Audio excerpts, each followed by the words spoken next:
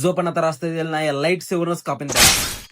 तर आता सकाळ सकाळी एक छोटस काम लागलं मला आणि ते चहा विकायचं नव्हतं तर दूध आणायचं होतं. तरी पिशवी घेतलो आणि चाललो.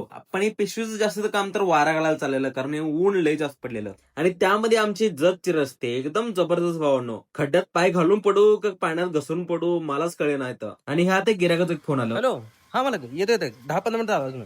हा नाही चहा करायला आलोच.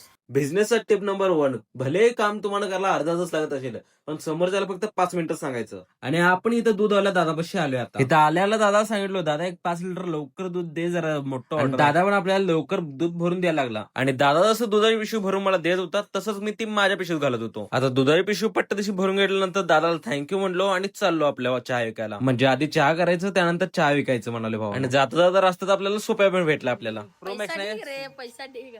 आता सोप्याला कसं सांगू की भावा एवढं अगर श्रीमंत असलो असतो ना तरी उन्हात चहा विकत बसलो असतो मी.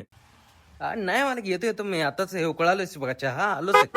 हा नाही ती गाड्यांचा आवाज येतो राहतो आमच्याकडं. हा आमचं घर रस्त्याच्या बरोबर. हा येतो.